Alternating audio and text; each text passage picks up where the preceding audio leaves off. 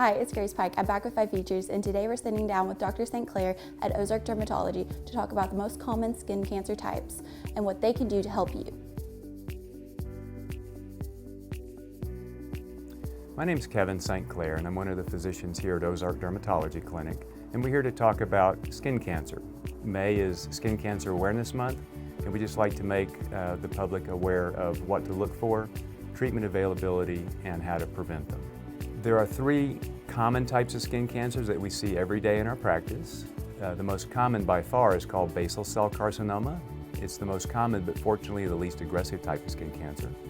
The second most common type is called squamous cell carcinoma, which is quite variable in its ability to be aggressive or unaggressive. And fortunately, the least common is the most aggressive, which is malignant melanoma.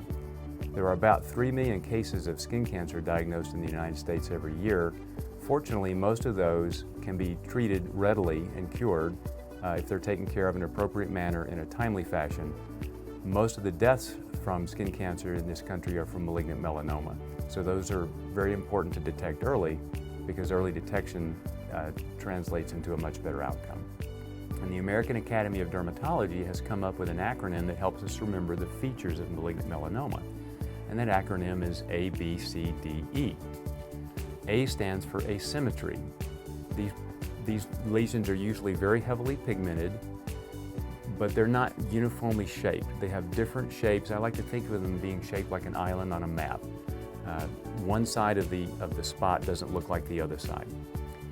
B stands for border irregularity. The borders, instead of being smooth and arcing, are very jagged and irregular. Again, think of an island on a map. C stands for color. Not just dark color, but different shades of dark within the same spot. There can also be hues of red, blue, and white within the dark spot. D stands for diameter, generally greater than 6 millimeters in diameter. That's about the size of a pencil eraser. But also important is E, which stands for evolution. These melanomas, they're dynamic tumors. They don't just sit there month after month. They grow and change. So over months, you may notice a change in the size, the shape, the outline, and the color. So if you see any of those features, or if that spot is itching, or certainly if it's bleeding, then you need to see your dermatologist. It's a good idea once a year, just as a routine health screen, to have a dermatologist examine your skin from head to toe, even if you don't see something. So we recommend a monthly self-exam at home. We'll suggest you ask your primary care doctor to look at your back for you while you're there for an annual checkup with that physician. And also, especially if you have risk factors of being fair-skinned, a lot of sun exposure, or have had a skin cancer or a family history of skin cancer, to see your dermatologist annually.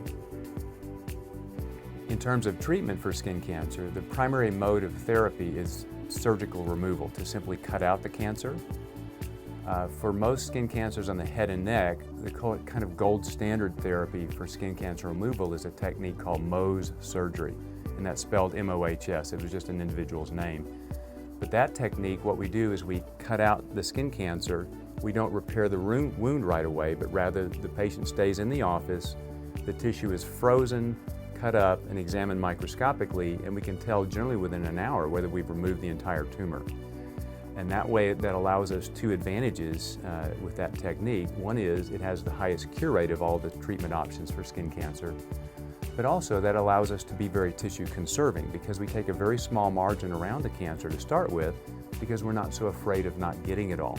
If we don't get it all, the patient is still there in that hour, and we'll just go back and get another small piece, put a bandage back on the patient, and we check it again microscopically. So the idea with that technique, we don't repair or reconstruct any wound until we're confident that we've gotten it all.